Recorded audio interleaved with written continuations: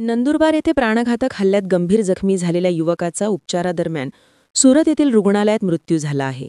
जखमी जयेश राजू भील याच्या मृत्यूची वार्ता काल सायंकाळी नंदुरबार शहरात येताच शहरात तणाव निर्माण झाला व सोशल मीडियावर हल्ल्याचा व्हिडिओ व्हायरल झाल्याने शहरासह जिल्ह्यात पोलिसांनी तात्काळ दक्षता घेत संवेदनशील भागात बंदोबस्त वाढविला. दरम्यान याबाबत दोघांविरुद्ध नंदुरबार उपनगर पोलीस ठाण्यात गुन्हा दाखल करण्यात आला. काल दिनांक 17 रात्री 8 वाजेपासून नंदुरबार शहरातील व्यापाऱ्यांनी दुकाने बंद केल्याने सर्वत्र शुकशुकाट पसरला.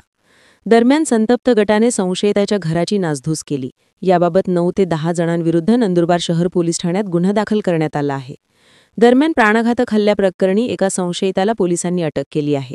याबाबत सविस्तर वृत्त असे की नंदुरबार शहरातील सिंधी कॉलनी परिसरातील विजय कलेक्शन दुकानावर जयेश राजू भील व त्याचा मित्र कपडे घेण्यासाठी गेला असता तिथे थट्टा मस्करीतून सूर्यकांत सुधाकर मराठे याच्याशी त्याचा वाद झाला.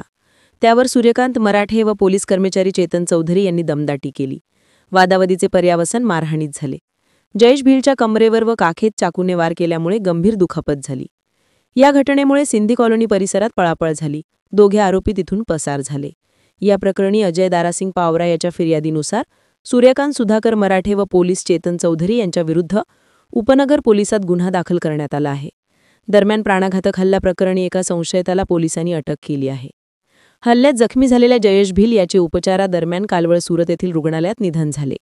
ही वार्ता जिल्हाभर वाड्यासारखी पसरली. अफवांवर विश्वास ठेवू नये व कायदा सुव्यवस्थेचा प्रश्न निर्माण होऊ नये असे आवाहन प्रशासनाने नागरिकांना